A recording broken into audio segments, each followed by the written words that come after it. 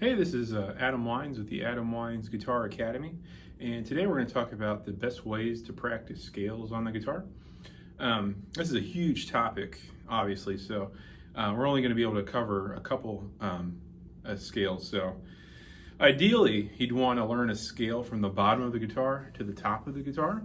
So you'd want to see, like, for example, the key of C major from here to here, so from the open E all the way to the 24th fret of the high E. So ideally, that's what you'd want to be able to do. But we're going to take more of a like an approach where you've just started learning scales. So we'll stick with the key of A minor today. Very common, very popular key in music and on the guitar. And we'll start with the most commonly played scale on the guitar, A minor pentatonic. If you don't already know it, it starts on the E string. It goes 5, then 8, then it does 5-7 on the A, 5-7 on the D string, 5-7 on the G, 5-8 on the B, and 5-8 on the E. So we're going to start with that scale. First things first is you just need to know how to play it. So let's just say this is the first time you've ever played this scale. What I'd recommend doing, just practice one string for a little bit. So sit and play 5-8 over and over again until that feels comfortable. And make sure you're consistent with your fingering. Personally, I like to use the index and then the pinky. I think that's the easiest thing to do. So you just sit and practice that string until it feels good. Then obviously the next string. Make sure that feels good. Then put that together. And then practice just the next string. And so forth until you finish the scale. Once you can play it comfortably, then you'd want to get a metronome out at a steady tempo and practice a few times with the metronome just going up and down.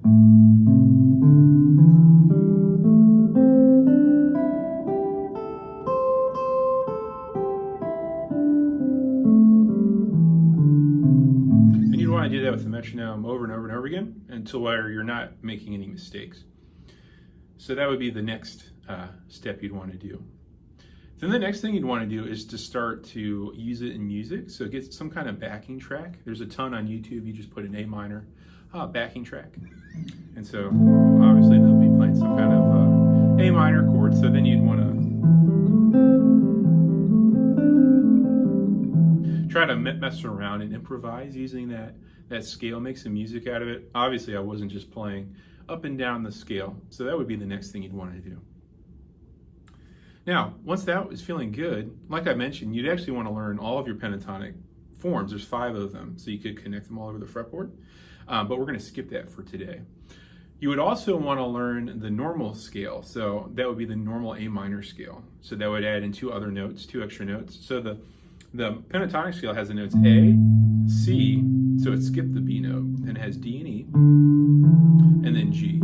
Those are the 5 notes in that scale, and it just repeats those notes over and over again. So the next thing we'd want to do is want to add in the B. So we'd have the A, add the B there with the ring finger, and then C. Then you'd have the D. It goes to E just like in the pentatonic scale, but we'd want to add F. That's the other missing note. And then you'd have G and A.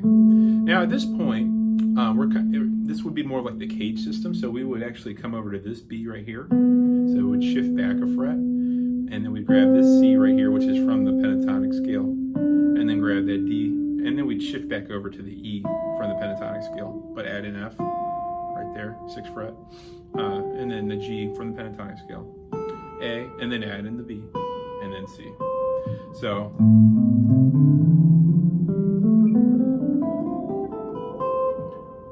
that'd be like your cage system, A minor scale. The notes are A, B, C, D, E, F, G, A, B, shift back, C, D, E, F, G, A, B, C. So that'd be the next thing. You go through the same process. Do 1 string at a time if you have to, until that feels comfortable. And put it together. Practice it with the metronome up and down without any trouble. Then, we want to get that backing track happening. Some kind of A minor backing track happening. And you'd want to improvise.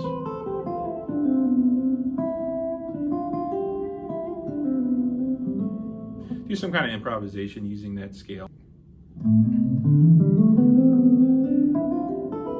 Yeah, so as mentioned, you'd want to do some improvisation with that scale. Make that really comfortable, get comfortable using that scale. Then you'd want to improvise using that and the pentatonic, like switching it back and forth, so you have your A minor backing track happening. Do some I do some scale stuff and then do a pentatonic lick. I threw in the E flat there. It's just a chromatic note. It's the blues scale when you do that. So that would be the next step. Then I would recommend learning the 3-note per string scale. So what that is, it's going to be the same scale, this thing, but the shape's going to be a little different, because in this scale we had 3 notes, then 2 notes, and then we had to shift. So I'm a big fan of the 3-note per string scale, where it'll always be 3 notes on each string.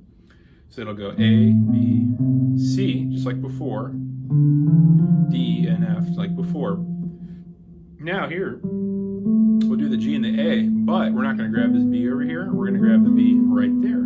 So that'll end up being 5, 7, 9. And my fingering's a little different. I went index, middle, pinky to do that. And then you'll do the same thing on the next string, C, D, E, same shape, 5, 7, 9. And then you'll actually shift over to the F right here, F, G, A, and then shift over to this B, 7th fret, 7, 8, 10.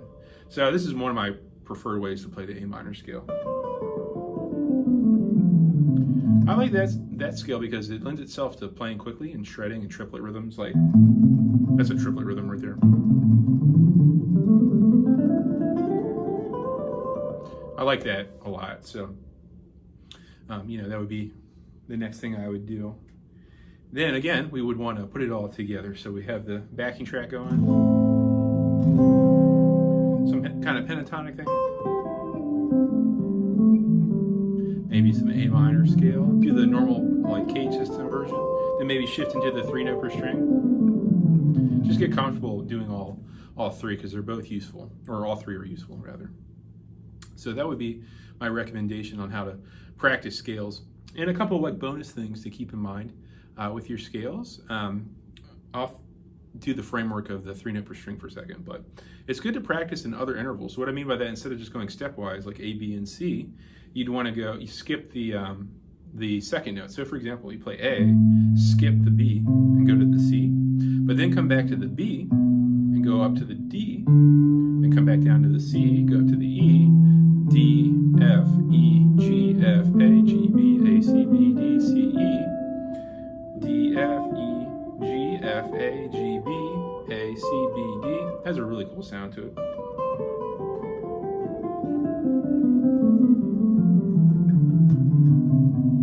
I did that song a little different at the end, but it has a very nice sound.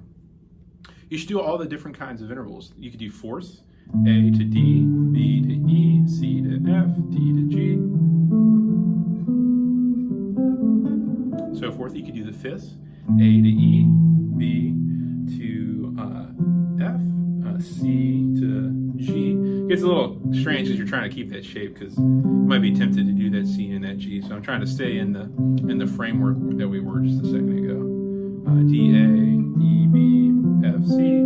So again, that's kind of an odd thing, skipping over a string instead of going like that.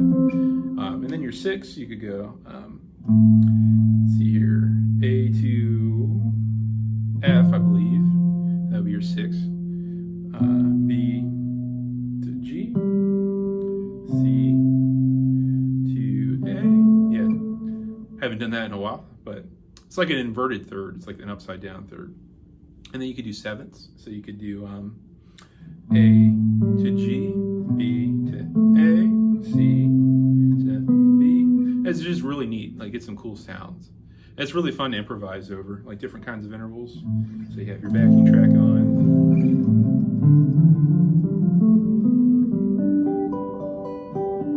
That was like a little fifth thing I did.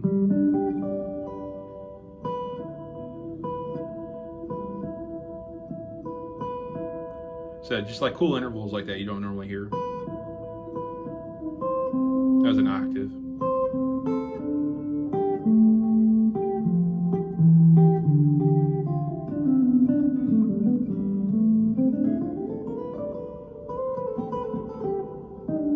Pentatonic. So just messing around, getting different sounds, all the possibilities. So, and a big thing is really practice saying your notes. That'll help with your fretboard knowledge. So anyway, I hope this gives you some fun ideas to mess around with, and I'll see you in the next video.